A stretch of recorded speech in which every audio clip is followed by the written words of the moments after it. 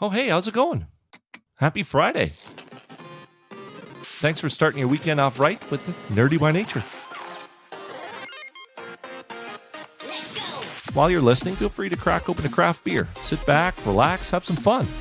Did you hear about our website? LetUsGetNerdy.com. There's show notes, fun facts, links, visuals, everything you need from today's show so you too can enjoy the episode. In case you missed anything, it's all there. All of your senses will be happy again. While you're there, feel free to subscribe via the web, Android, or iOS, whichever your heart desires.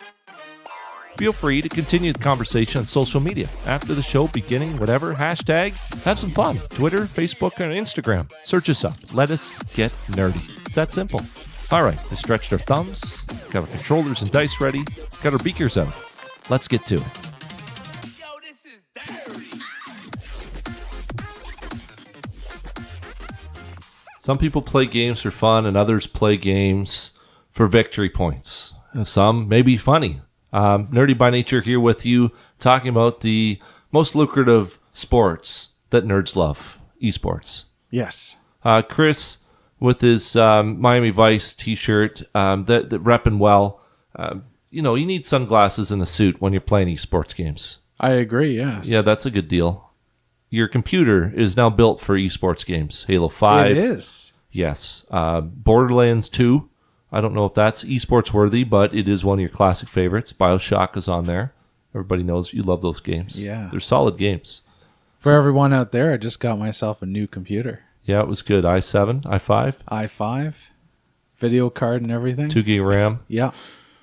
It's got a video card and everything. It Yeah. does no more integrated video because he had a laptop, and it's Yeah. not as good. So I might be inspired by this episode and start in on some esport games. If you got your Steam thing or your whatever thing, and we can not necessarily LAN parties, but wireless LAN Yes, parties. yeah, WAN yeah. parties. WAN parties. WAN. Boom. Yeah. Or some cooperative play or whatever, just network Steam stuff. Pointless Yeah, I'm stoked, man. to play with Chris because he'll win every time. This machine is out of sight. Nathan, it glows playing it up. when it's like it's breathing. This blueness is coming and going. It's like, I need to play you, or you need to play me. Yeah. it's Chris's got lights. computer is Yeah. Skynet. Understood. Touch my controller gently. Yes. Something like that. Nathan's here with us, touching knobs, trying to be smart. Does well. No sarcastic shirt. Just It's a really bad Green Lantern shirt. You really can't see the Green I Lantern was going to symbol, call but it it's there. Forest City green because you're in Yeah. the Forest City. That is true. But no, I'm just trying to represent Green Lantern. You My could've- favorite was Yeah. Hal Jordan, but I'm feeling it. Nice. That's, You that's could have just me. said maybe that it was glow in the dark Green Lantern, and that would have been a different episode. yeah. And then you'd stop the episode trying to turn out the lights just to see it, and I'd be like, "No, Elijah, let's get back Keep to work." going, and you're crashing in the background. Yeah. It'd be awful. I'm Elijah. Nathan pointed that out, and eSports. That you know something about, Nathan. Nice Railway City shirt, by the way. There. Thank you. Yeah, Hey, man. it's the only beer shirt I've collected. I should have grabbed a Stonehammer shirt, but Going to be first there of the many, other I'm day. sure. It was a beautiful road trip, but I took the 12-pack of beer that Phil just handed to us. Say, guys, you made it all the way. Can't thank you enough. Have some beer. I had cash in my hand ready to give to him. He said, no, your money's Yeah. not good here today. Tomorrow, maybe, but not today. I was shocked. Yeah, it and was a good grateful. deal. Like, you gave us 4 of everything. It's beautiful. Yeah. Well, Melts my heart. there might not be competitive drinking. Well, I'm sure there is competitive drinking. It's like but hot dog eating. It's not as publicly acceptable, maybe, as other sports. It's true. And to be fair, probably was more publicly acceptable than esports was once upon a time, because that was kind of the realm of just the uber nerds. But the entire industry is growing by leaps and bounds. $696 million industry. Is that That's close? what they're estimating this year, and I think that's Newzoo, kind of market research, and they're estimating by 2020, just because of the rate of growth, which I think was like 40% year over year. Wow. It's going to be well over $1 billion by 2020, and that's just the money that's coming in. Most of it's from your sponsorships, your advertising rights, and your media buys. Like essentially, ESPN2 or whatever will buy the rights to air this competition, and so they'll pay good money for it, and the kinds of money that other more mainstream sports can kind of command. Obviously, it's not going to compete toe-to-toe with something like NFL football, but it has come a long way for sure. So try to help me understand. Folks, kids, old kids sit around a stadium packed full, 50,000 plus people, watching people play Yeah. computer games. Yeah, I was going to say... I've seen all kinds of video footage on this. It's a real deal. So this is beyond the YouTubers that are playing, I don't know, Roblox or whatever, Halo 5. Yeah. No, I think GTA. one of the big tournaments this past summer was like 187,000 people What? were in the stadium, and then you had 46 million people watching through all the streams and Is this, television and everything. European? Do you remember? Yeah, like United States? Yeah, I believe it was no way in that- Poland, the Intel Extreme Masters, and that one is got 3 of the top games being played there. You've got your CS:GO, your LoL, and your StarCraft 2. So for the uninformed, CS:GO is Counter-Strike Global Offensive, which is basically the sequel to Counter-Strike, which is something that's been around for probably, since the 90s, maybe? Yeah, it's been Eon's first-person shooter. Half-Life mod, essentially, is how Yeah. it started its life. We I talked about believe. that before. Yeah, and then League of Legends is kind of a derivative, I guess, or an improvement, depending on who you're asking, Yeah. of Defense of the Ancients. So the funny thing about Defense of the Ancients 2 or Dota 2 is it is the number 1 esports game with prize money, like purses. Right. And it started off as a mod of Warcraft 3, which is a Blizzard game. So that's kind of funny because Blizzard's kind of missing out on one of the most popular esports, but they're not crying into their, coffees or anything like that, because StarCraft 2, huge game, especially pretty much put StarCraft 1 pretty much put esports on the map in South Korea. And Wow. StarCraft 2 is one of the top games still, but they also have Hearthstone, which I'm not sure if you heard about. It's kind of like a simple card game, kind of like Magic the Gathering Light. Oh, wow. Okay. And then they've got also Heroes of the Storm, which is their kind of Dota 2-esque game. And then they've also got Overwatch, which is kind of like Team Fortress 2, that kind of team squad-based shooter, but a little bit more kind of cartoony and fun than realistic, because that's where, you've got Counter-Strike and you've got even Call of Duty is, some of those realistic shooters that are in the top of the esports game. Cartoony, kind of like Borderlands, but not with the weird sci-fi-ness. It's more straight up. Some, machines and stuff, but it's more just straight up, just they go to it, shoot stuff. They essentially created this IP that this Overwatch world and mythos, which is kind of like near future. It's got some robots and things, but they were going to do an MMO with it. They decided not to do an MMO, so then they decided to do this kind of shooter, and it just turned into one of the most popular shooters out there. And friends on my Facebook feed are going, I'm just going to play Overwatch today. And then they'll start going Facebook Live on it, going, well, this is nice, but why? And they have like 2 views. They're having a great time. Yeah. So it's that popular that even just Casuals. average Joe. Yeah. Yeah. They're just coming on once in a while and going, hey, watch me play. Well, and I think that's one of the reasons why esports has become so popular is because unlike, something like football or baseball, it's not as easy to casually play it. I'm not saying there aren't pickup leagues or those adult fun leagues or whatever, but you really just need to be sitting in your home with a computer that can run it, and the matchmaking servers will connect you, or the rest of your team. Like even if you got like an amateur pro, like semi-pro team or whatever, the rest of your team can be all over the world. So it's not like you need to get together a bunch of people in your own backyard and schedule this kind of thing and this kind of tournament and travel on the road, unless you do really well and actually travel to some of the big tournaments. You can get involved in the sport and kind of enjoy the sport more. Because I find that's really kind of the people that are the biggest sports fans are people that maybe enjoyed playing it with their younger or got to college level or something like that. And so they can really appreciate the nuance and the feeling of like, oh yeah, that was a great play because that's something I did or experienced when I was younger, right? Sure. So your friends can fire up Overwatch, play a few rounds for fun, and then they can go on, Twitch or somewhere and watch the streams and be like, hey, like, look at that play. I wish I could play that good, or you can learn whatever. trade secrets Yeah. and stuff like that. Exactly. Just like any other sports. There's Yeah. definitely benefits for sure. Would you say that the people say, for example, watching esports with Overwatch, that they themselves actually play the game? I would say there's a good number. Like, obviously, I think there's more fans than there are players, just because, even something like League of Legends, I think they talk about like 100 million players or something like that. That's not obviously active concurrent players. That's just like number of people that have kind of registered accounts, right?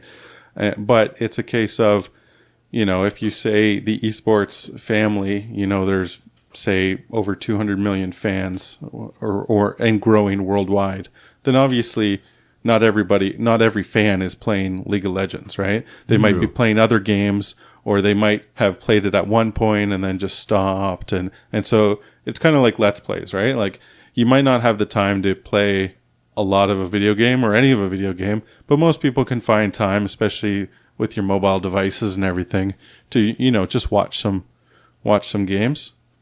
Because they said something like, what was it? A couple of years ago, the numbers were over 3 billion hours watched, I think it was. Oh, wow. Well, now with cable and broadcast television getting less popular, people just throw on YouTube or Twitch and they'll just watch some games. That's me. Yeah, because that's what people like to do. They want to watch what they're interested in, and clearly that's that. You can go at any time of the day across the world. There's always somebody playing, and you can hop on and go. And you can get into the interactive chat on Twitch. Hey, what's up? That's an awesome move. And they can start chatting with each other and have a almost human-like conversation. It's way better than TV. Yeah, I mean, it definitely is that community that people want. I mean, clearly, look at the numbers. Yeah, the obvious sign. Yeah. Rocket League has been hitting numbers as well. I thought that playing with my son, we play 1v1 or 2v2, and I thought there was exhibition games. And a friend at work, he tells me about this gold tournaments and all this stuff, this crazy underground world of championships that I had no idea about.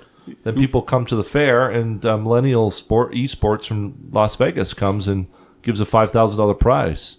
I mean, it's like $25 to enter. That's it. Wow. Yeah. $7 to watch the game. Not bad. I think that's kind of proof in the pudding right there, right? Like, because it used to be, for the most part, and I mean, it still is, you had to go to a major urban center, or you had to, maybe for us in Canada, drive down to the States to be involved in some of these top tier tournaments.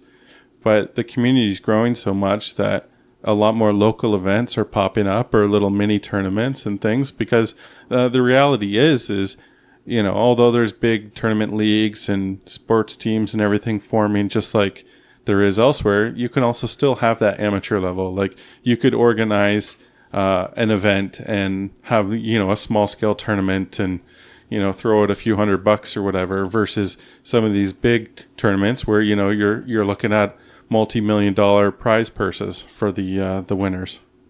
That's amazing, though. $5,000 still isn't chump change, and if you're pretty good at the game, you go through a round robin for a day, and if you're really good, you win the $5,000. But it seems natural. I mean, you're doing what you love. Why not enter a contest? Yeah, worst case, right? it's $25 to play a game you enjoy for the day. That's not a bad price. And they'll have the equipment set up, so there's no issues. So you don't have to bring your old machine and try and crap out. Yeah, and I mean, we touched on it a little bit in a previous episode, but that's part of it too, right? Like you might have a so-so computer at home, but if you're a good enough player and you play in the big leagues, it's not like you're expected to bring your little computer. They're providing all the equipment because they want to control a lot of the variables in the game. Like obviously, no cheating. Obviously, things like mouse and keyboards and stuff like that. That's a lot more tailored to the player. But hardware, you want to make sure everybody's got the same competitive advantage in terms of processing and things. So you can't claim lag as a factor, right? Right. Even the playing field, and even for keyboard and mouse, they probably don't let you bring your own in because you could have You're trigger happy probably buttons or something. you're probably bringing your sponsors, and I'm sure like anything, the rules are growing just like a regular sport where like equipment has to be of a certain standard, so you can't get too funny into abusing of your gear. I guess same with baseball. You can't have whatever enhancement drugs. The Olympics you can't.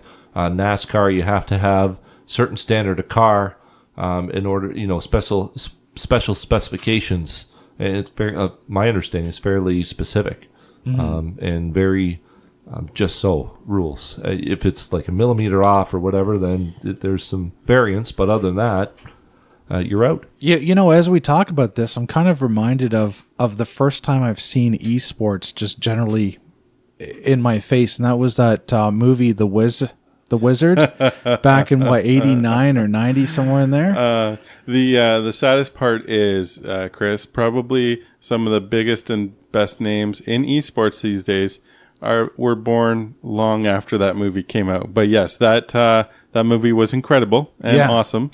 And it definitely instilled in me a love of video games and that kind of competitive feeling of, this would be awesome to be competing in something you love on a big stage for a big prize. And Good news.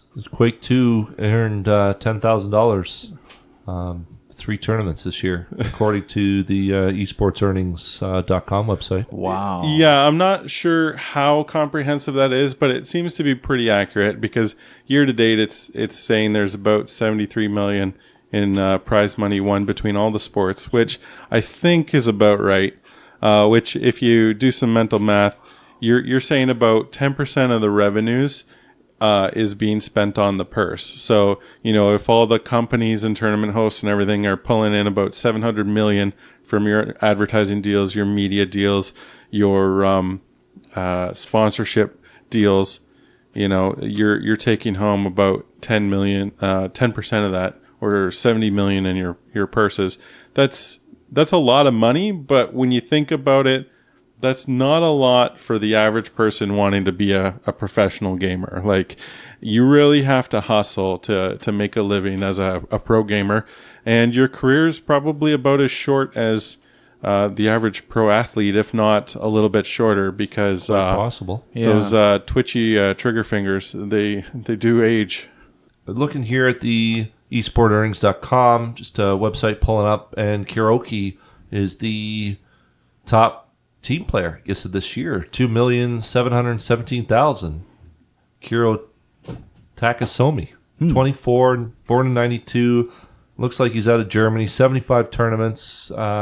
He's at least won prize money, 3,367,000. So maybe the other money's from sponsorships, stuff That's like that. impressive. But yeah, it's not bad. He goes by Kyoki and moves Kyoki online. So maybe you run into him if you're a hardcore esports player.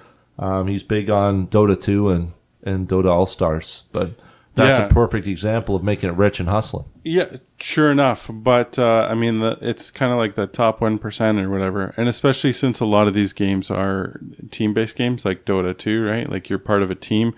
You succeed or fail as a group. It's no man is an army. Unless you're in the fighting game circuit, and then you are an army of one, but that's a different style of game altogether. So yes, it's kind of hard to peel apart the individual earnings and the team earnings, but it is definitely, like you touched on there, some of the top guys, the sponsorship deals start to come in and everything like that. So you start making money, and then even some of the retired pros. They'll go on to have their own little Twitch channels where people will be just such big fans of theirs that they'll just watch whatever they're doing after that. Mm-hmm. Like, even if it's just playing some of the games they played professionally more casually now, since they're, retired either because of age, health, skill, or just they're rich enough they can. It's wild. 5 years, little esport action, peace out. But that's nominally, right? That's 8 hours a day. Playing, practicing, working out your thumbs. Like, that's it's dedication, not easy, right? Yeah. Well, I was going to say 8 hours a day is probably on the low end. Some of these guys are probably doing, more like 10 to 12 hours a day. Okay, but is it one game that they're playing, or are they just playing a bunch of different games? No, you're specializing on your game. I mean, there are some guys out there. Usually, you find them more in like the niche genres, like the fighting games. Those guys will play a lot of different fighting games, or some of the like the FPS guys. They'll play a bunch of different FPSs, but usually you don't see a lot of switch between on some of the bigger ones like Dota and League of Legends, just because they are so competitive. You really need to focus all your efforts on that one game, just so that you're always on top of the current strategies and trends and changes. Because unlike sports, I mean, I guess the closest analogy for regular sports would be, every season there'll be some big hullabaloo about rules changes. Like today in hockey this year, we're gonna try the face-offs a little bit different. Something to kind of either cut down injuries or get the fans more interested or excited, or even the playing field between the really good teams and the really bad teams. In esports, that usually takes the form of balancing patches, where the creators of the game will take a look and be like, okay, this character is being used a lot, or this gun is, or this strategy is, and they'll just try to tweak things to kind of level the playing field so that it's more balanced and not just becomes a case of everybody does the exact same thing and whoever does it slightly better wins. Yeah. Have you ever thought of doing WoW esports, Nathan? Well, WoW had a lot of competitive arenas and battlegrounds, but I don't think they ever really reached the level that some of these other sports do, just because there's not the same draw or appeal.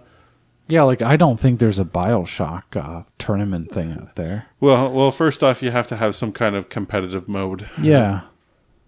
That's important. You can make your own competitive mode, I suppose, or you could have some sort of contest, but unofficially, maybe. This is Chris's tournament of power and thumb strength. Let's do this. Generally, with more of single-player type games, if you do any kind of competitive play in it, it does become kind of like the Wizard and their Super Mario 3, where it becomes more of a timed race. You give all the players a certain amount of time to either score a certain amount of points, or most points, or furthest distance. You know what I mean? Like progress as fast as you can through it. So, I don't really think there's any tournaments for speedrunners and some of those guys, but you could organize something like that. It's just the rules of the competition would obviously be different, because you're not competing head to head.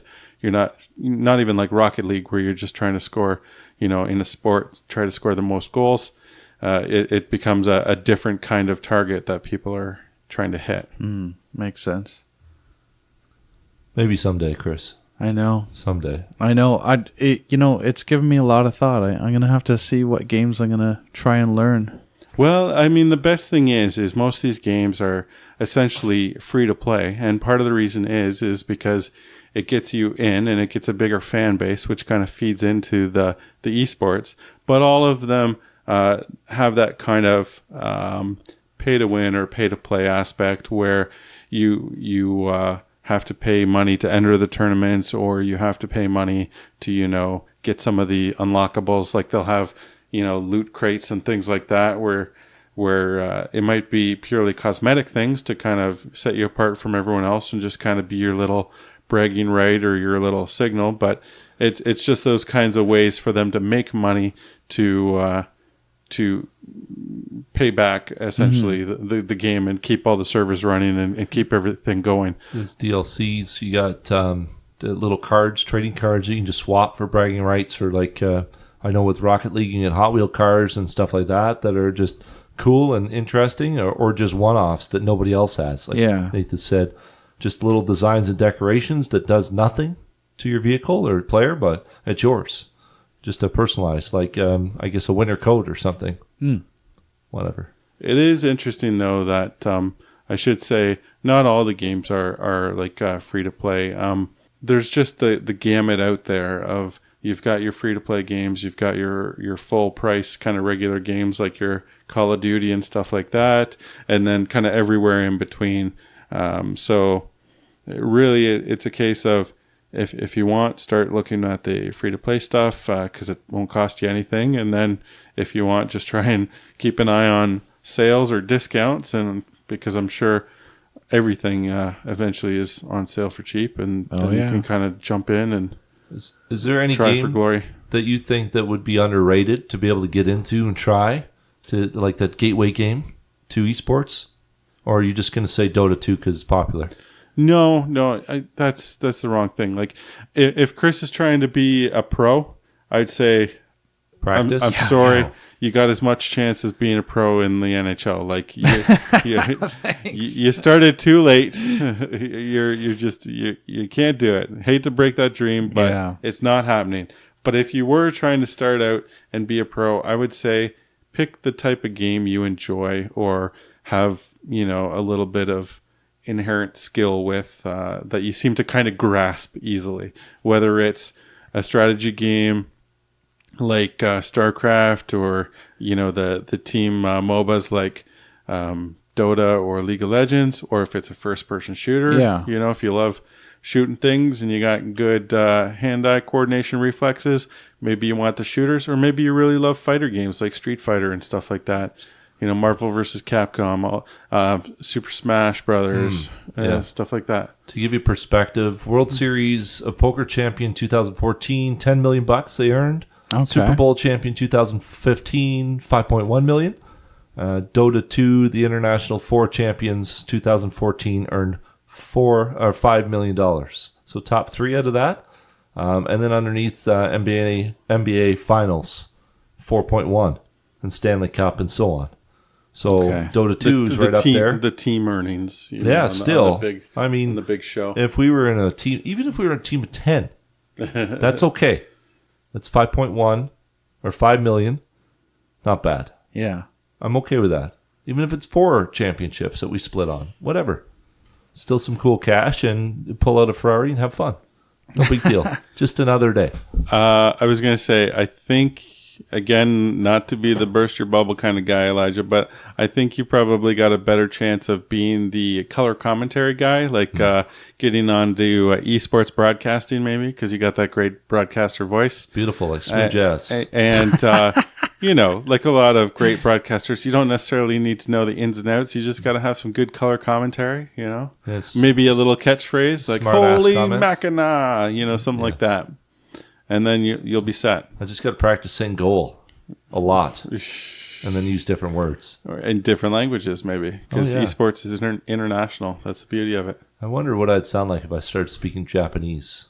I think it would sound like amazing. Elijah saying bad Japanese. I wasn't going with that, but sure. That's okay. Yeah. Dream big, Chris. I will. Actually, this winter I was thinking of joining a Trade Wars 2002 league. Like the one that was on the BBS. So wait, hold on. You have a But computer? now I'm not going to because I've got a computer. You have an i5 with a 2 gig NVIDIA card. Yes. And you're going to play Trade Wars. No, not anymore. Not anymore. So what's the game that you're eyeing up? Thinking of anything? You going to play Dota 2? No, nothing offhand. No? We should get old school Warcraft out or something. Maybe just get GTA and start bombing around. I got to work up to it. Yeah. Next time GTA 5's on sale, we'll have to grab it. Okay. And then we'll play, and then we can be YouTubers and start smashing people's houses and flipping cars and all that fun stuff. You in for this, Nathan? I don't know. I was just thinking to myself, maybe what you should do, Elijah, is try to make race car games one of the big draws in esports. Like Forza? I don't think they're really represented well. And so you could try and make it a thing, just like NASCAR or F1 or stuff like that. So I think, Elijah, the key to making your esports race car games popular, just like NASCAR, is maybe you need to have tailgate parties, and maybe you need to have lots of beer that the people can be drinking while they're watching the championships. Because NASCAR is kind of like a whole just day party where people are just having fun, hanging out.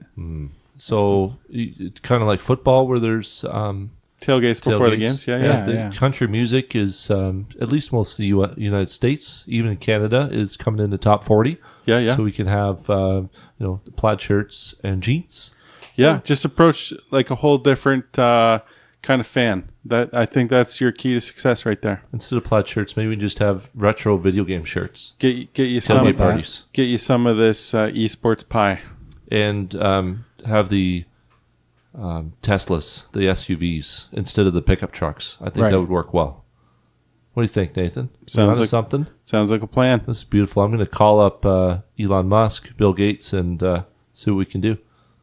It's going to be good. So I'm going to go check that out, take off to my nearest tailgate store, grab some supplies, and eSports on. But for Chris, Trade Wars no more, and get yourself a new game. We'll play soon, and even if it's multiplayer. Okay. Got to do it. We'll see you soon. Bye. Well, like all good things, they must come to an end, my friends. Another show is in the books, and we had so much fun starting the weekend off right, just with you. Nerdy by nature here with you, discovering the world around us, learning new things, and having a great conversation. Couldn't get to everything, though, in this episode, so please head over to letusgetnerdy.com, check out the show notes, the research, and all the extras. Just couldn't fit in today. While you're there, feel free to subscribe, Android or iOS. It's all good. If you want to say hi, leave a comment below the notes or click on Contact Us, whichever your heart desires.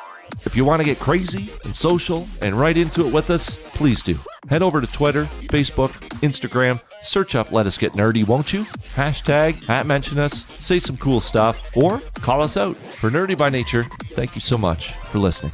Take care.